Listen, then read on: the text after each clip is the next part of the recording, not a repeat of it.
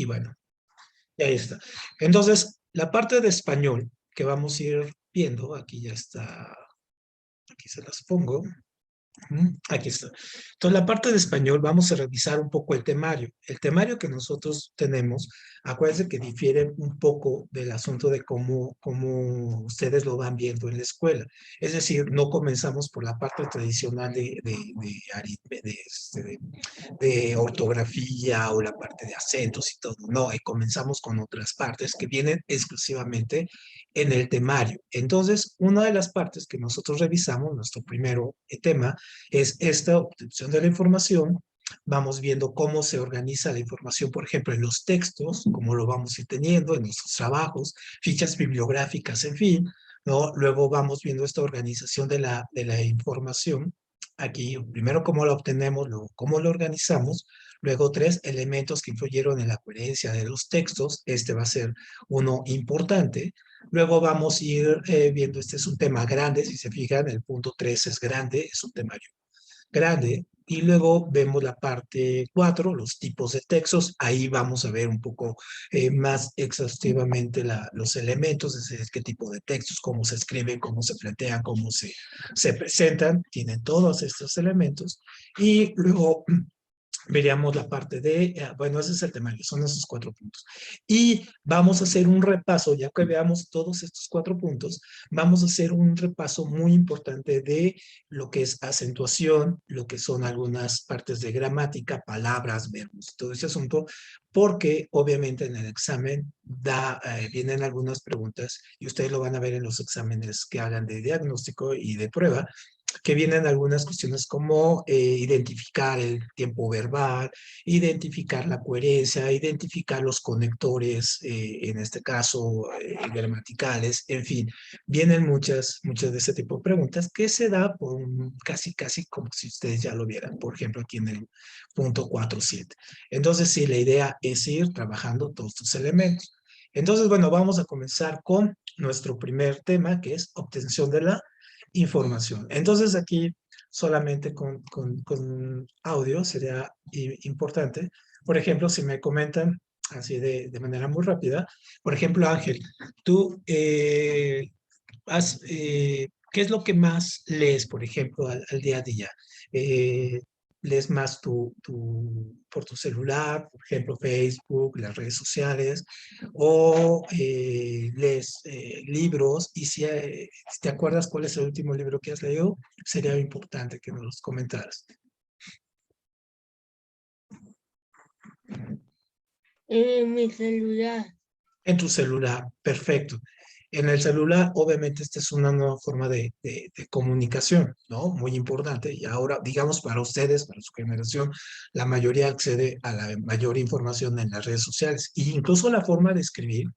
Ha pasado algo curioso, ahora escribimos más que antes, pero escribimos más, pero en redes sociales y en estos medios, pero escribimos más. Muchas veces ahí hay que ver también cómo escribimos. Fernando, ¿qué libro has leído últimamente? ¿Cuál fue tu último libro que leíste? El último libro que leí se llamaba, creo que Rompe la barrera del no, Ujú, de Chris Voss, una cosa así se llama. ujú. Muy bien. Sí, Chris Voss. Perfecto, muy bien. Entonces, sí le has agarrado. Giselle, ¿tú cómo consideras que anda tu ortografía a partir de lo que escribes y de lo que lees? ¿Crees que está bien tu ortografía, mal, regular? Mi ortografía, Ajá. personalmente, creo que es muy buena. O sea, creo que no me equivoco y que las palabras que uso son las indicadas, pero Ujú. mi ortografía como tal, el cómo escribo, sí es muy malo. Es ahí, perfecto. Vamos a ir mejorando todo eso, ¿no? Giselle, ¿tú qué libro has leído últimamente? Demian. Ah, ok, palabras mayores, ya, ¿eh? Ese es bastante. ¿Y qué tal? ¿Te ha gustado? Sí, de hecho es mi libro favorito desde hace 2 años. Sí, oh, wow, desde hace años, ¿verdad? Sí, luego lee el lobo estepario también, o el de, tiene otro. Te voy a pasar una lista de libros de Germán Hesse que son bastante buenos, se llaman Literatura de Iniciación. Qué bueno que estás leyendo a Germán Hesse, ¿no? Muy bien, Grace, ¿tú qué libro has leído últimamente? El último libro que terminé fue La Naranja Mecánica. No, La Naranja Mecánica, wow.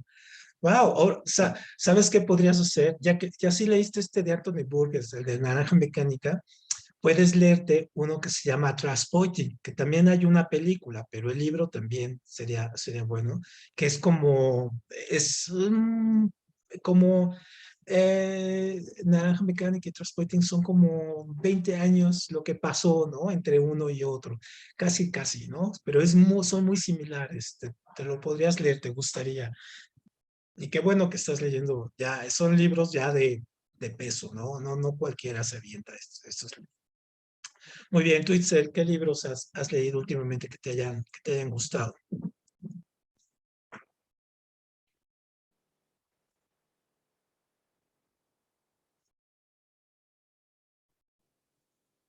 ¿O lees más las redes sociales y todo?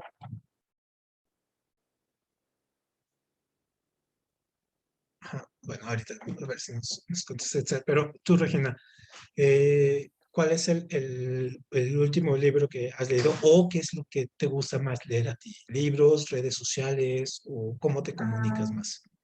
pues libros, Ujú.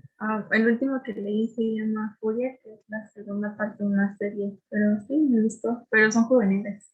Son juveniles, vientos, muy bien, sí, son libros interesantes, ¿no?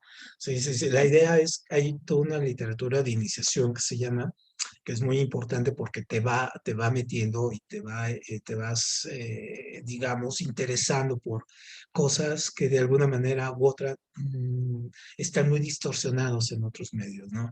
Entonces, sí, la lectura de los libros es súper importante. Entonces nosotros cuando leemos libros, redes sociales o antes que se leía mucho el periódico, ahora creo que ya muy pocos leen el periódico, es una manera de obtener información. Entonces, ahora, por ejemplo, cuando seguramente en sus escuelas tienen bibliotecas. Las bibliotecas antes eran así como el centro de culto, es decir, era como el lugar donde íbamos y encontrábamos los libros, así como estos, ¿no? Aquí atrás. Sin embargo, ahora las bibliotecas pues están muy en demérito. ¿Por qué? Pues porque los libros se pueden leer en PDF, en la computadora, o por nuestro celular, en fin, todo ello. Entonces, obviamente, sí hay una manera muy diferente de comunicarnos. Ahora, una de estas maneras de comunicarnos es a partir de cómo obtenemos los libros y después cómo los clasificamos. ¿Por qué los clasificamos? Bueno, pues sobre todo para, por ejemplo, ustedes cuando vayan a la universidad o ya en sus últimos trabajos en prepa, van a tener que hacer muchos ensayos, traer resúmenes, en fin. Y entonces cuando hacen ese tipo de trabajos, lo que hacen es agarrar y seleccionar una serie de ideas, por ejemplo, si vas a hacer un trabajo, supongamos, sobre la población, y entonces quieres tomar unas citas del Demian, de este autor alemán, y entonces tenemos que sacar algunas notas para luego incrustarlas en los textos. Lo que hacemos ahora, por ejemplo, de cortar y pegar, ¿no? Ahora lo hacemos así. Bueno, antes se usaban las tarjetas y las fichas. Ahora, estas se llaman fichas bibliográficas. Las fichas bibliográficas tienen el sentido de que lo que nosotros hacemos es identificar las características del libro. Entonces, por ejemplo, ponemos el autor, ponemos en este caso el título, como está aquí, y este es muy importante, este es el orden. En su examen les ponen una de estas y tienen que identificar en este sentido cuál es la correcta. Entonces, primero siempre va el título, ¿no? Aquí vamos a ponerle un marcador. Entonces, siempre va el título primero, ¿no? Por ejemplo, el título del libro, aquí. Luego va el autor, ¿no? Es, luego viene la categoría, es decir, a qué categoría es literatura, filosofía, fotografía en este caso. El número de páginas, por ejemplo, 272, qué editorial lo está sacando según como venga escrito en el texto, y la referencia, es decir, las referencias son unos numeritos que vienen como código SBBN, en fin, vienen diferentes, y estos son unos números largos, lo ponemos y, por ejemplo, aquí en este caso, pues es donde se compró el libro, ¿no? Entonces, hay diferentes tipos de fichas bibliográficas. ¿Cuál es el sentido de la ficha bibliográfica? Solamente tener los datos del libro, es decir, qué libro es, cómo es. Ahora, hay unos libros nuevos que incluso ya les facilitan la cuestión. Es decir, ya el libro desde la entrada ya les pone su propia ficha. ¿Por qué? Pues obviamente para que sea muchísimo más sencillo para los que consultan, sacar la ficha o la referencia. Les digo, como ya todo está por internet, entonces obviamente ya les pone la ficha. Entonces, por ejemplo, digamos este libro que tengo aquí a la mano, aquí en esta parte de aquí de abajo ya trae su propia ficha, ¿no? O sea, todo esto que viene en la presentación, y aquí lo tiene. Entonces, obviamente, hay muchas maneras de fichar los libros y todo, y así los podemos ir trabajando. Entonces, para eso sirven las fichas. Ahora, hay otro tipo de fichas, por ejemplo, un poquito más complejas.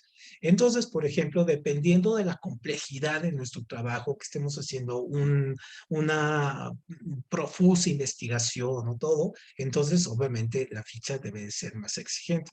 Entonces, obviamente, pues aquí tenemos cuáles son los elementos, bueno, tener los datos del libro a la mano, sin tener el libro, la portada usualmente es la que nos da la mayoría de los datos porque nos da la edición, el nombre del libro, ¿no? En este caso los autores, y nos da la editorial, y usualmente aquí viene también la parte del año.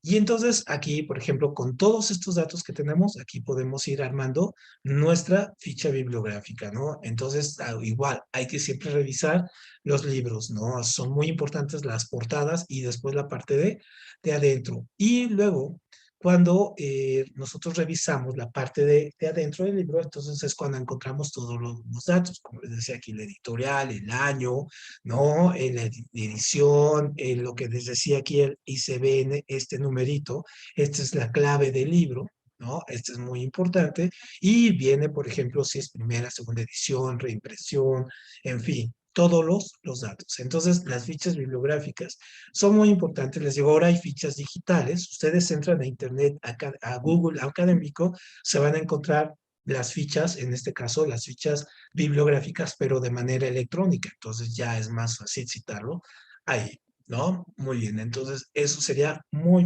importante. Perfecto, ¿aquí alguna duda con esto de las fichas, la importancia para hacer las fichas? ¿Alguna vez les ha tocado hacer una de estas? ¿O nunca las han visto así en físico? Así las cuadraditas, las fichas cuadraditas. ¿Nunca las han visto esas? Fernando, Isel.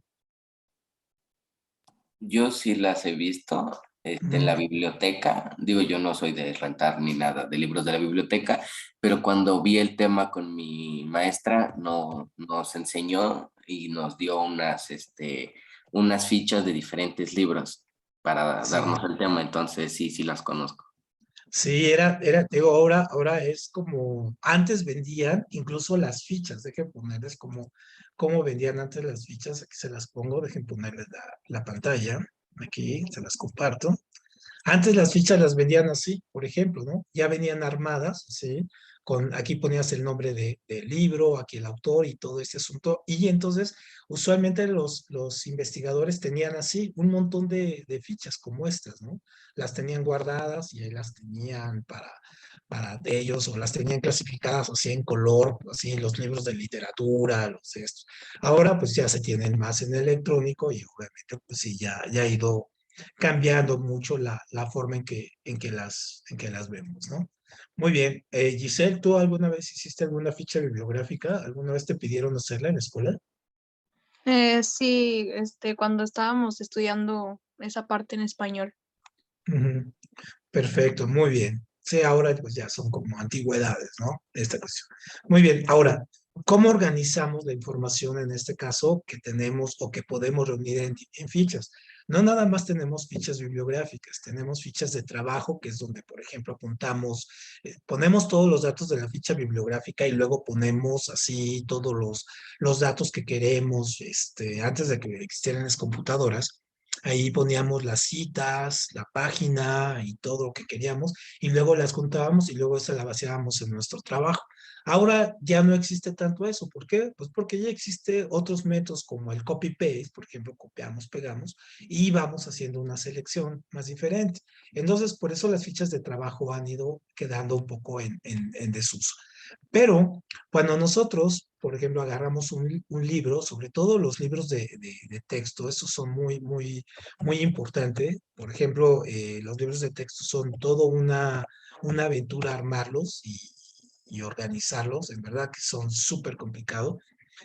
Porque tenemos que seguir, por ejemplo, me ha tocado trabajar en alguna cosa así, es tener que trabajar todos estos elementos que nosotros no vemos. Por ejemplo, tenemos que para poder hacer un libro, tenemos que ponerle atención a los textos, a los gráficos, a los subtítulos, a las ilustraciones que vamos a poner, a los apartados, ¿no? A los, en este caso, a los recuadros, a los subrayados, a los subapartados, en fin, vamos a ver qué significa esto. ¿Y esto por qué? Porque en su examen les ponen algunas pequeñas gráficas, es decir, les ponen algunos textos con algunos elementos de ello y les piden qué es esto, que si es el título, si es el subtítulo, si es el apartado. Entonces, sería muy importante ir conociendo cada uno de estos elementos. Por ejemplo, el título.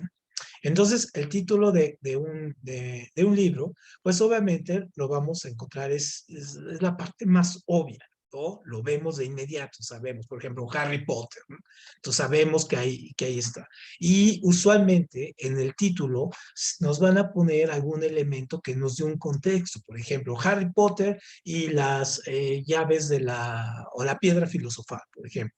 Entonces ya sabemos que ese libro de Harry Potter se va a tratar sobre la piedra filosofal. Otro, Harry Potter y, bueno, no sé cuáles son todos los libros de Harry Potter, pero por ejemplo, Harry Potter y las llaves de la muerte, ¿no? O no sé, creo que hay uno así, ¿no?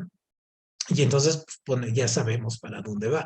Entonces, obviamente, los títulos de los libros, pues obviamente nos explican, ¿no? Toda la serie de elementos sobre las cuales vamos a ir trabajando. Entonces, esto es sumamente interesante, como también el título de un texto puede quedar así como la gran referencia. Por ejemplo, hay libros como la saga de Crepúsculo, por ejemplo, no sé si han leído estos de Crepúsculo, por ejemplo, y es curioso porque cada uno tiene su propia saga. Entonces, por ejemplo, aquí, ¿no? A ver, ya encontré estos, aquí de Harry Potter. Aquí, bueno, ya encontré cuáles son, ¿no? La Orden del Fénix, la Piedra Filosofal, el Misterio del Príncipe, en fin, y tratan sobre eso, incluso las películas. Muy bien, entonces ese es el título y un poco ahí el contexto que les deben de ir dando. Cuando ponemos los apartados en un libro, en este caso, son las partes en las que se divide un libro. Entonces, por ejemplo, volviendo con Harry Potter, por ejemplo, vemos el primero y el primero tiene como 5 capítulos o 6 capítulos. Entonces, cada capítulo, obviamente, puede ser un número o puede ser un subtítulo. Entonces también es importante eso, ¿no? Pero es un apartado, es decir, es la forma en que está organizado el texto. Y esto es muy interesante porque obviamente entre mejor organizado un texto, pues obviamente es más legible, se lee mejor, es más interesante. Luego, los subtítulos también son súper interesantes porque los subtítulos, en este caso, nos crea la sensación de orden. Y entonces, por ejemplo, nos va diciendo como un subtítulo, obviamente puede decir, digamos, primer libro, ¿no? Harry Potter y la piedra filosofal. Y el subtítulo en un apartado es Harry Potter conoce a Marjorie. No sé, cosas así. Entonces, obviamente, el subtítulo también nos va dando información hacia dónde se va dirigiendo la situación de ese apartado. Y los subapartados son obviamente subtítulos dentro de un apartado, ¿no? Entonces, esto parece como un laberinto, ¿no? Así de que una cosa va dentro y la otra va dentro. En fin, así lo vamos organizando. Pero incluso nosotros lo vemos de una manera gráfica. Y vamos a ver un ejemplo.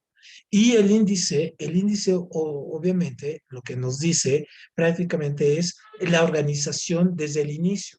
siempre la mayoría que nosotros, y este es un tip, cuando ustedes compran un libro, por ejemplo, siempre lo más importante es agarrar y revisar el índice.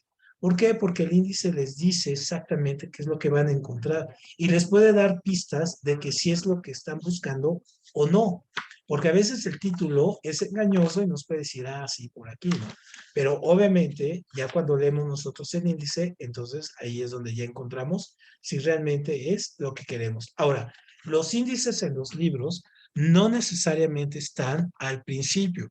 La mayoría busca los índices al principio. Muchas veces el índice de los libros, sobre todo, por ejemplo, como este, ¿no?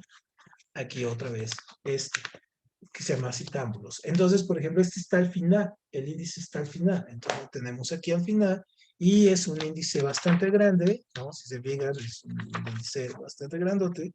Y luego viene índice de capítulos y también un índice de autores.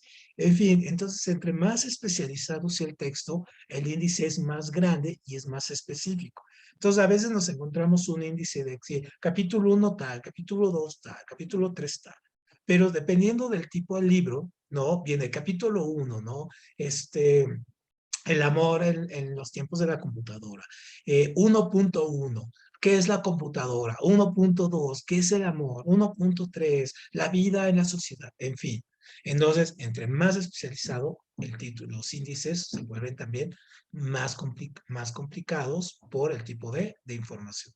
Ahora, el tipo de ilustraciones. El tipo de ilustraciones también corresponde un poco a lo que nosotros hacemos, por ejemplo, cuando queremos que nuestro libro sea más atractivo o no. Entonces, por ejemplo, nosotros tenemos unos libros que son muy padres, muy ilustrados, ¿no? Algunos libros que son inclusive libros totalmente ilustrados, como el anime o los cómics, por ejemplo, que son exclusivamente ilustraciones con la historia, con estos globitos, y nos está contando la historia. Entonces, y hay otros donde es el puro dibujo y viene una historia abajo, ¿no? Entonces, hay otros que tienen mucho texto y una ilustración. Entonces, depende de la ilustración que nosotros pongamos, también nos va a dar referencia y que debemos de ser muy acertados en las ilustraciones. Eso es muy importante. Y luego las gráficas, nosotros podemos poner gráficas, por ejemplo, en los libros de matemáticas, o en los libros de ciencias, o en los libros de sociología, ¿no? Que ponemos estas barras como de Excel, ¿no? Como porcentajes, así, cuánto subió algo, cuánto subió después, ¿no? Las barras por ejemplo, de estas del COVID, ¿no? Entonces, lo que vemos es mucha información ahí y depende de cómo nosotros las vayamos viendo. A ver, les comparto aquí algún tipo de barra. Ajá. Entonces, por ejemplo, nosotros podemos ver barras de este tipo, ¿no? Como esta, así, estas son las lineales, ¿no? Como esta aquí. Y podemos tener cantidad de estadísticas por esa información. Entonces, esa información nosotros la vamos distribuyendo según el tipo de texto o al personaje que vaya el texto. Y luego podemos poner tablas también, tablas de Excel, ¿no? Tablas aquí, que ponemos con información no gráfica como las que vimos, sino de esta manera, ¿no? Las vemos así y ponemos los datos, sobre todo cuando queremos presentar algún resultado, algún tipo de investigación, alguna recopilación de datos, en fin, para eso utilizamos las tablas. Y los subrayados los hacemos sobre todo cuando queremos poner énfasis en algo. Entonces, por ejemplo, como este, ¿no? Yo pongo aquí un texto y lo subrayo, ¿no? Subrayo aquí para poner énfasis que hay que visitar ese clic, ¿no? Y entonces ahí lo pongo. Y algunos recuadros, ¿no? Son solamente para poder sacar información del texto, la ponemos en un recuadro, pero esa información está dentro del texto, pero solamente la hacemos como principal, para que se vea muy importante esa gráfica y entonces o esa idea que nos marca ahí en todo el párrafo, que a lo mejor el autor quiere que veamos solamente eso, ¿no? Muy bien, ¿hasta aquí alguna duda con estos elementos? ¿No? ¿Ninguna duda con esto? Perfecto. Muy bien, ahora nada más vamos a ver aquí una organización de los textos. Los textos, los libros son sumamente, aquí les voy a poner una parte de un libro. Hacer un libro es una cuestión súper complicada. Entonces, a ver, les pongo aquí una imagen del libro. Aquí está, ¿no? Por ejemplo, en la parte de un libro, solamente para terminar esto, es muchísimo más complejo porque nosotros pensamos que nada más es la parte. Entonces tenemos una cubierta, que es el libro como tal, la parte que viene en la portada, una contracubierta, y usualmente en los libros, por ejemplo, aquí viene el título del libro, ¿no? Por ejemplo, otra vez, Harry Potter, y acá viene una contracubierta donde nos explica un poco de qué va ahí. Luego el lomo, y usualmente aquí también viene escrito el nombre del libro, el autor y todo ello. Y esta parte, que es la cabezada, es la parte que une todas las páginas. Pero dentro del libro hay unos que, por ejemplo, tenemos, esto se llama guarda anterior y esta se llama guarda anterior, es decir, son las que están adentro, las que guardan. Hay unos libros, seguramente tendrán algún libro viejito que tenga este formato. Los libros nuevos ahora, por ejemplo, no tienen tanto esto. Por ejemplo, vuelvo a regresar esto, ¿no? Si se fijan, este es un libro bastante amplio que tiene la guarda, pero la tiene más grande. O sea, tiene esto sí, y se puede desdoblar, y se puede desdoblar así, ¿no? O sea, sus guardas son más grandes. Pero antes se ocupaban como esto. Tenemos el canto y el volante, ¿no? Entonces, solamente esta estructura es una estructura nueva y bueno, ya ha ido cambiando. Perfecto, hasta aquí algún comentario sobre esto de los libros. Fernando, Giselle, Grace, Regina. No. No.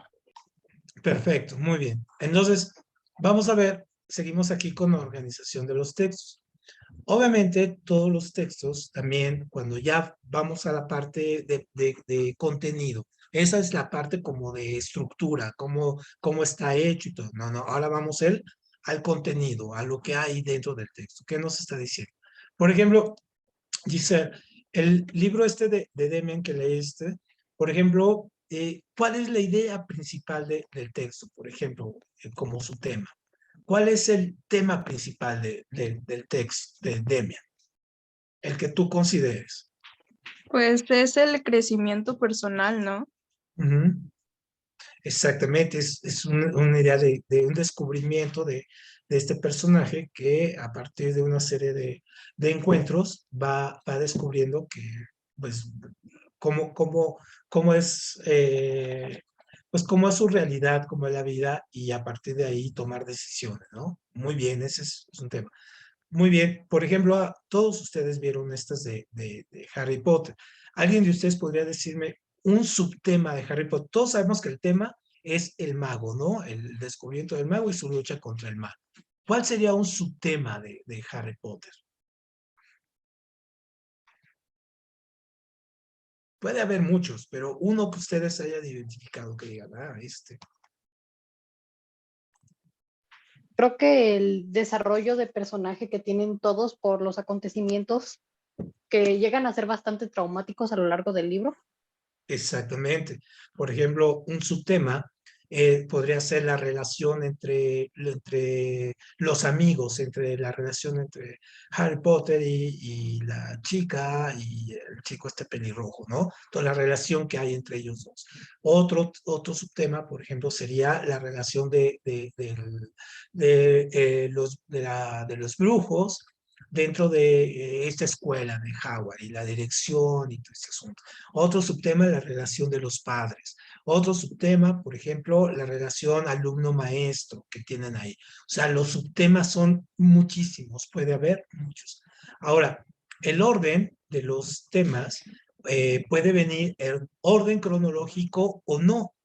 Es decir, por ejemplo, ¿se acuerdan? En este caso, toda la saga de Harry Potter sí está en orden cronológico, ¿no? Empieza desde que entran a su primer año en Hogwarts y después termina cuando salen del séptimo año, ¿no? O del sexto año, no recuerdo.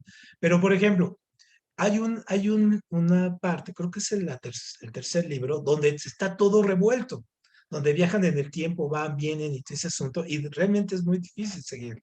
¿A ustedes qué se les hace más fácil de un libro? ¿Cuando tiene orden cronológico o cuando tiene este tiempo todo alterado? ¿Qué les es más atractivo como lectores?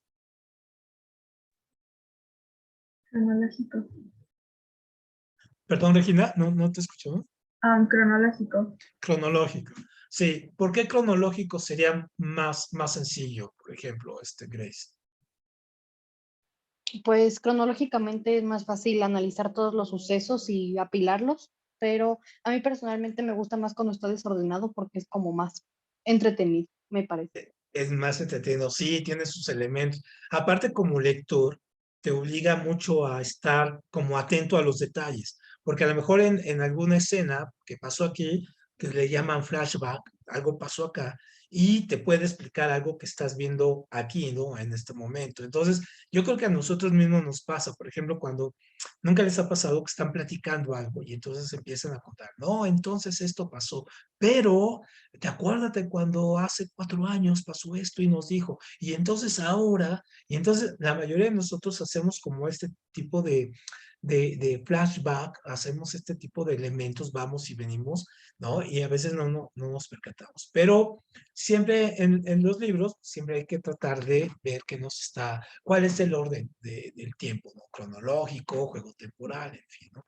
Y usualmente los libros, pues tratan de dar una resolución o tratan de dar como algo que se llama moralejas o como el aprendizaje, en fin, ¿no?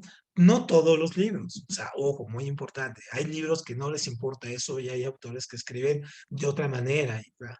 Pero hay unos escritores, por ejemplo, como los escritores del siglo XIX, principios del XX, que escribían sus textos y casi siempre lo que querían era dejar una lección, ¿no? Así de, entonces viene todo esto y ya lo solucioné y en fin. Entonces, esto es casi como la mayoría de las novelas, por ejemplo, de algunos libros que tratan de dar la solución al tema. No todos lo tienen, no todos. O resolver el misterio o el crimen, bueno, esa es otra cosa. Pero no tratan de dejar una lección de corte moral o educativa, en fin, ¿no? Sería muy limitante para los textos hacer solamente esto, ¿no? Muy bien. Ahora, otra de las cosas que utilizan los libros para poder transmitir sus ideas es básicamente este punto de utilizar, por ejemplo, ejemplos, utilizar muchos ejemplos, digamos, si yo estoy escribiendo un libro de texto sobre, por ejemplo, sobre español, entonces trato de poner muchos ejemplos de oraciones, ¿no? Si hablo de las oraciones coordinadas, entonces pongo 5 ejemplos de las oraciones coordinadas. No voy a hablar de los acentos, entonces pongo muchos ejemplos. ¿Por qué? Porque es una manera de aprender muy bien también, uno visualiza y se da cuenta de cuáles son los elementos. Las repeticiones pueden ser cansadas. ¿Por qué? Pues porque es un recurso que a menos que sea un corte didáctico muy importante, las repeticiones suelen ser aburridas porque ya nos repiten una cosa y luego 3 páginas adelante no las vuelven a repetir y luego 5 hojas no las vuelven a repetir. Entonces, a menos que tenga una función didáctica importante, las repeticiones se recomiendan, si no, no.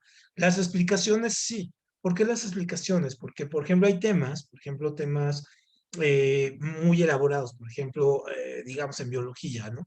Entonces podemos ver una gráfica acerca no sé, de la clorofila y su relación con el dióxido de carbono y el sol. Y entonces, si no tenemos una explicación clara, concisa de esa gráfica, entonces obviamente nos puede confundir más.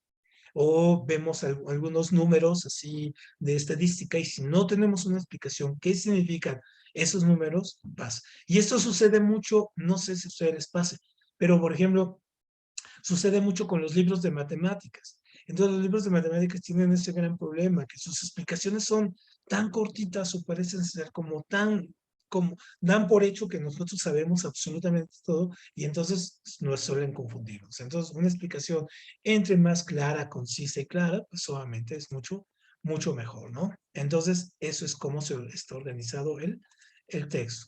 Muy bien. ¿Dudas con estos elementos? Hasta ahí no tienen ningún problema. Estos son los temas sencillos. Estos son como más fáciles, ¿no? Los más tranquilos. Ya cuando veamos un poquito más adelante ortografía y todo eso, ahí ya se complica. Ahora, solamente para ya ir cerrando. Obviamente cuando nosotros tenemos textos, ¿no? Cuando tenemos algunos libros, por ejemplo, nosotros podemos ir haciendo que el texto vaya teniendo coherencia. ¿Y qué es la coherencia? Cuando nosotros hacemos que el libro, pues obviamente se vuelva muchísimo más concreto cuando queremos que nuestras ideas se transmitan de una manera correcta, ¿no? Entonces, obviamente, por ejemplo, aquí tenemos una cuestión que tenemos que entender bien. ¿Cómo es que nos comunicamos? Entonces, aquí nada más voy a cambiar un poco la presentación. Por ejemplo, ¿cuál de ustedes consideran, así desde su punto de vista, cuál ustedes consideran que es la mejor manera de comunicarse en la actualidad? Por ejemplo, hablando por teléfono, de persona a persona, a través de WhatsApp, a través de una carta. ¿Quién de ustedes ha mandado alguna carta así últimamente? ¿O cómo es la mejor manera que tienen ustedes para comunicarse? ¿A través de matemáticas? ¿O cómo sería?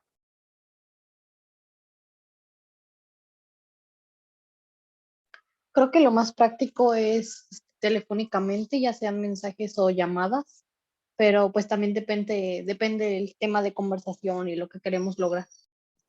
Sí, exactamente. Por ejemplo, si quieres tener una conversación sobre un negocio, ¿cuál sería la mejor forma? Hacerlo directamente. Directamente, ¿no? Sin ningún intermediario y todo ese asunto. Por ejemplo, ahora con esto, ¿cómo se les ha complicado a ustedes la comunicación, por ejemplo, con este tipo de plataformas, con sus clases en Zoom y todo esto? ¿No se les hace complicado? ¿Se han adaptado? ¿Les costó al principio poderse adaptar? ¿O cómo estuvo su transición? Por ejemplo, Fernando, ¿cómo estuvo tu transición de la clase presencial a la clase en Zoom? Bueno, ya honestamente no me acuerdo mucho porque fue hace 2 años, vaya, Ujú, ya hace bastante tiempo, pero al principio sí era muy difícil porque, bueno, al principio era de que me enviaban las tareas en Classroom y ahí yo tenía que saber qué hacer y cómo organizar mis tiempos y de una semana a otra me cambiaron para hacerlo en línea y no sabía ujú, en qué link me metía y en qué clase, ujú. entonces sí era un poco difícil las primeras semanas. Sí, fue difícil para todos, ¿no? Así, los profesores, por ejemplo, no sabían cómo utilizar, no sabían, ni siquiera sabíamos que era el Zoom, ¿no? Hace 2 años, sabíamos que existía Skype y todas nuestras llamadas, sin más elaboradas, eran así, voy a echar un Skype. Y resultó que cuando vino la gente que empezó a usar Skype, se le caía la llamada, no funcionaba y todo, y se fueron con Zoom. A ti, Giselle, ¿cómo te cayó el cambio de plataforma, de clases presenciales a las clases en Zoom? ¿Cómo te fue con ello? Pues en lo personal, el primer día como que sí me saqué mucho de onda, pero se me hizo muy fácil adaptarme. Perfecto, muy bien. A ti, Ángel, ¿cómo te cayó ir de la escuela a las clases en Zoom? ¿Qué problemas tuviste ahí con ello, Ángel? Es como muy difícil porque no sabía conectarme al Ujú. Zoom y también por Skype muy. Exacto, exacto. Sí, sí, era difícil, ¿no? Sobre todo, por ejemplo, si no teníamos una computadora con cámara y era súper difícil. ¿Tú crees que qué problema te encontraste mayor cuando te pasaste a las clases así en, en, en estos medios? Pues en cuanto a las clases y reuniones en Zoom no tuve mucho problema. Ujú, De hecho, me gustaban bastante, pero en algún punto empezaron a dejarme únicamente tareas por otra plataforma, así ujú. que se perdió un poco la explicación y empezó a ser bastante difícil. Más complicado, ¿no? Sí, hubo como una saturación de recursos. Sí, exacto. Tú, Regina, ¿qué problema tuviste con ello? ¿O lo viste muy natural el cambio?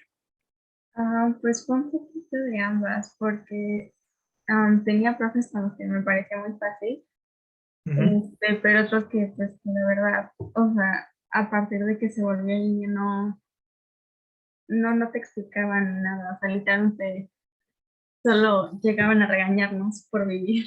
Tampoco, sí, sí, sí. ¿Se acuerdan ustedes todos esos videos que salieron de profes, todos enojados con los alumnos ahí, de que es que si no estás y tienes tu cámara apagada, te voy a reprobar y cosas así? Era una locura, ¿eh? Hasta la fecha sigue habiendo como mucha incomprensión respecto de alumnos, profesores y todo eso. Tengo algunos profesores, por ejemplo, que ya tenían hasta miedo, por ejemplo, de dar clases en Zoom, porque dicen, es que no voy a decir alguna tontería y me graben y después me vayan a hacer viral en internet. Y dices, bueno, pues simplemente cuida lo que dices, estás dando una clase, ¿no? Pero ya ven que hay algunos que se desataban y decían una serie de tonterías. Bueno, pues eso es parte de los problemas del nuevo lenguaje que hemos tenido. O sea, esto que estamos teniendo ahorita es una nueva forma de comunicarnos. Y entonces hay que distinguir aquí algunas cuestiones. Por ejemplo, estas son palabras que utilizamos casi siempre de manera muy similar. Una cosa es el lenguaje, otra cosa es la lengua y otra cosa es el habla. Esto es lo que se conoce como un circuito de comunicación. Entonces, por ejemplo, acuérdense que tenemos emisor, receptor, mensaje y todo este asunto. Pero más allá de ello, ¿qué es lo que utilizamos? ¿Qué es lo que nos conecta? Pues entonces vamos a distinguir. Por ejemplo, cuando yo hablo de lenguaje, estoy hablando en este caso de cualquier recurso que yo tenga para comunicarme con otro. Entonces, por ejemplo, ¿qué tipos de lenguajes conocen ustedes aparte de este escrito? Aparte del escrito y hablado. ¿Qué otro tipo de lenguaje o se pueden comunicar ustedes? Hay muchísimos.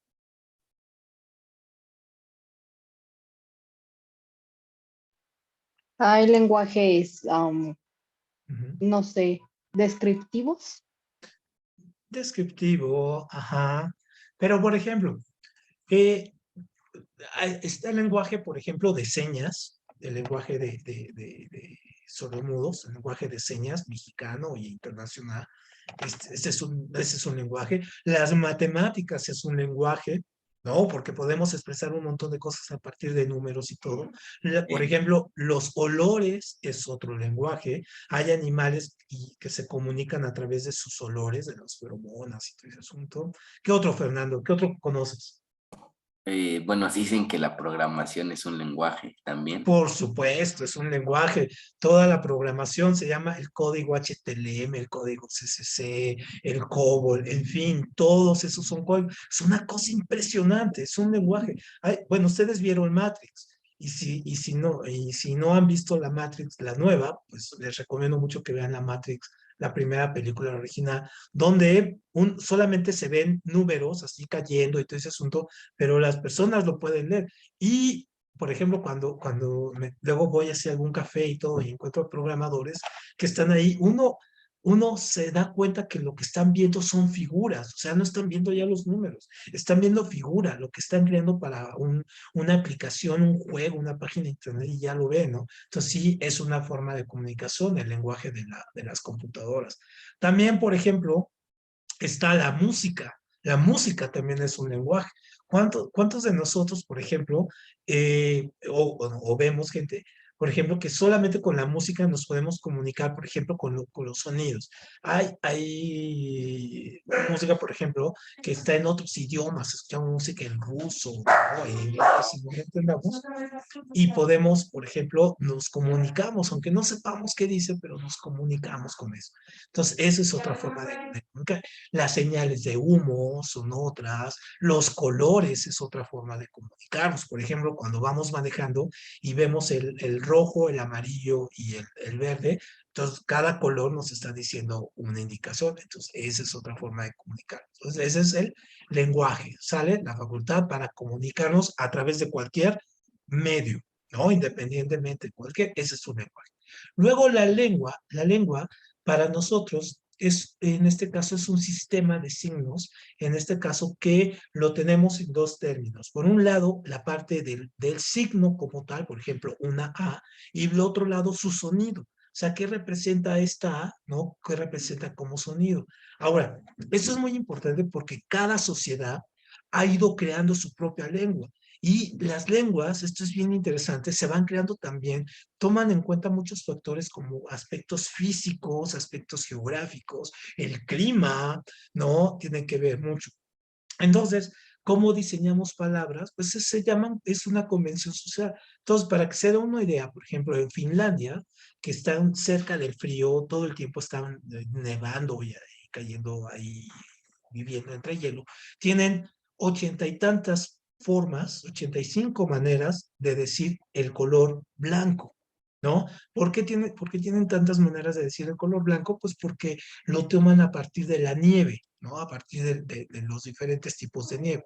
Entonces, esa es una manera. Los esquimales igual, ¿no? El alemán, ¿por qué es tan fuerte? Por ejemplo, cuando escuchan un alemán, a los rusos y todo, bueno, tiene que ver también por el uso de las palabras y también con el frío que utilizan más los pulmones. Hay otros que utilizamos más la laringe, por ejemplo, ¿no? Otros idiomas que son como suavecitos. Entonces, obviamente tiene mucho que ver ahí. Entonces, son toda esta convención social para crear un sistema de signos. Por ejemplo, en China, el chino. No sé si alguno de ustedes quiere aprender el chino, que sería muy importante porque va a ser el lenguaje la lengua que les va a tocar a ustedes cuando tengan mi edad, pues es la lengua que va a predominar el mundo. Pero, por ejemplo, la A, ¿no? El sonido de la A tiene tantas formas de decirse, entonces, dependiendo el tono de la A o cómo se alargue o cómo se haga chica o el tono, significa algo diferente. Entonces, esto es muy importante, ¿no? Los convencionalismos que tiene la lengua. Entonces, eso es otro.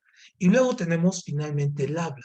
Y cuando hablamos del habla es cómo cada uno de nosotros, de manera individual, cómo cada uno de nosotros utilizamos esos códigos. Entonces, por ejemplo, digamos que tenemos la lengua española, así le ponemos, lengua española. La lengua española es una lengua romance. ¿Por qué? Pues porque viene de Roma, es decir, viene del latín. Entonces, no todos los países hablan el mismo español. Entonces, no sé si ustedes conocen gente, por ejemplo, que habla, gente de España que habla el español de una manera y nosotros aquí de otra. Pero dentro de México, no nada más eso, dentro de América, perdón, los argentinos hablan muy diferente del español también de los mexicanos o los nicaragüenses de los costarricenses, en fin. Luego aquí en México, dentro de México, la gente de Monterrey habla muy diferente al español que la gente de aquí de la Ciudad de México. Incluso aquí en la Ciudad de México, la gente, por ejemplo, de la colonia Roma o de estas colonias, habla muy diferente al español, por ejemplo, de la colonia Morelos o Cotepito, en fin, ¿no? Entonces, nosotros mismos, ¿no? Con nuestra familia. Hay unos que hablan de una manera, el tono, la forma, las expresiones, y otros de una manera muy diferente, quizá más fina o quizá más, no sé, en otro sentido. Entonces, las maneras que nosotros tenemos de utilizar esos propios signos es lo que conocemos como cómo habla. Perfecto. Entonces, ¿aquí alguna duda con esto de lo que es lenguaje, lengua y habla? Ahí no queda ninguna duda. Ahí sí queda bien entendido lo que es cada uno de estos elementos. Sí, Perfecto. Entonces pasamos a lo último, ya para terminar nuestra sesión. Ahora, ya que entendemos esto, pasamos a algo que se llama el signo lingüístico. El signo lingüístico se refiere a cómo armamos las palabras. Por ejemplo, si ustedes tienen hermanitos chiquitos o han visto bebés, es súper interesante ver cómo empiezan a aprender a hablar. Es decir, nosotros mismos quizá no nos acordamos, ¿no? Pero cuando nos vemos reflejados en algunos bebés, cómo empiezan a hablar, cómo empiezan a comunicarse, es súper interesante, sobre todo porque cómo pueden llevar un concepto, por ejemplo, como aquí, ¿no? Bicicleta, ¿no? Llevarlo, identificarlo a una imagen. Entonces, cuando hablamos de esto, por ejemplo, el significado de un objeto es esa imagen mental o el objeto mismo. Entonces, yo tengo una bicicleta y yo voy a hacer, digamos, el significante, es decir, voy a juntar una serie de signos. Por ejemplo, aquí tengo 1, 2, 3, 4, 5, 6, 7, 8, 9 signos con nueve sonidos, y los voy a juntar y voy a decir que este sonido junto, bicicleta, representa a este objeto. Entonces, imagínense los años, los siglos y los problemas que tiene el armar palabras, hacer significados y hacer significantes. Esto es súper complicado. Entonces, por ejemplo, ya para terminar, ¿cuál es una palabra que consideren que en este momento es una palabra difícil, por ejemplo? ¿Qué palabra se les hace así súper complicada de poder explicar? Hay una palabra que está muy de moda ahorita, que es súper difícil de explicar.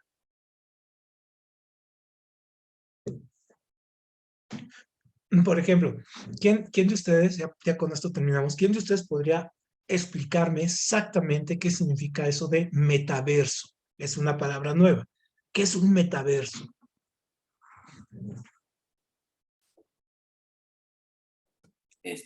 Bueno, yo hasta donde tengo entendido el metaverso como tal es por así decirlo, un universo en una realidad virtual que es de la industria, pues sí, de la industria de redes sociales.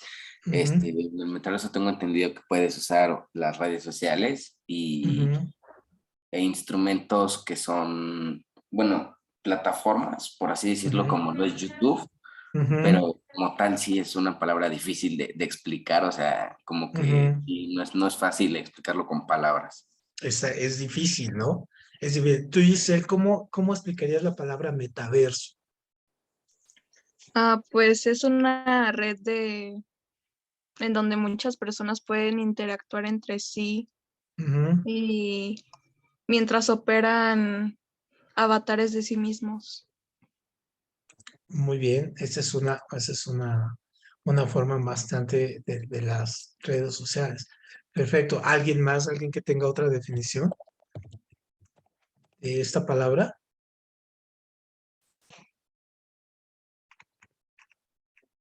¿No? Bueno, ya para terminar, entonces les explico cómo surge esta palabra. Esta palabra obviamente surge de un concepto de física que se ha trabajado desde, ya tiene rato, desde los años 50, a partir de algunos trabajos de Einstein y algunos físicos cuánticos muy connotados, que empezaron a hablar de la posibilidad de una serie de universos, no necesariamente el universo que nosotros conocemos, ¿no? Sino una serie de universos paralelos que están ahí, ¿no? Entonces, todo esto tiene que ver, por ejemplo, con la cuestión de cómo podemos viajar de uno a otro, cómo alteramos el espacio. Y entonces, toda esta idea de ahí viene la palabra universo o verso, ¿no? Viene toda esta cuestión del viaje. Y meta es más allá. Entonces, más allá del universo conocido, ¿no? Entonces, con los universos paralelos. Entonces, obviamente, la definición muy compleja, nosotros la tenemos muy estructurada, pues por las películas de Marvel y todo este asunto, y por Facebook, ¿no? Pero el metaverso es muchísimo más allá de, por ejemplo, ponernos los lentes. Esa es ahora una marca, es muchísimo más complejo. Entonces, esa es la importancia de cómo utilizamos el significado y cómo utilizamos el significado. Bueno, nos vemos por el próximo jueves. El próximo jueves comenzamos con matemáticas. Entonces, hagan el primer test de diagnóstico y me avisan cómo sale el próximo jueves. ¿No? Con matemáticas comenzamos. Tráiganse hoja y papel para hacer anotaciones y yo en un ratito ya que suba el video, ¿no? Se los mando a sus respectivos medios, ¿no? Para que ya ahí lo tengan la clase grabada. Nos vemos el próximo martes. El próximo Gracias. jueves, perdón. Tengan buen día. Gracias. Disculpa, Dime. el examen diagnóstico que vamos a hacer, que pides para el jueves, ¿es en el apartado de tests o de...? Test, diagnóstico y el número 1. Ok, diagnóstico y número 1. Muchas gracias. Número 1. A ustedes. Nos vemos el jueves. Bye. Hasta luego. Bye bye. Gracias, hasta luego. Hasta luego. Hasta luego, Regina. Hasta luego, Grace. Ángel, nos vemos el próximo jueves. El conejo. Bye bye.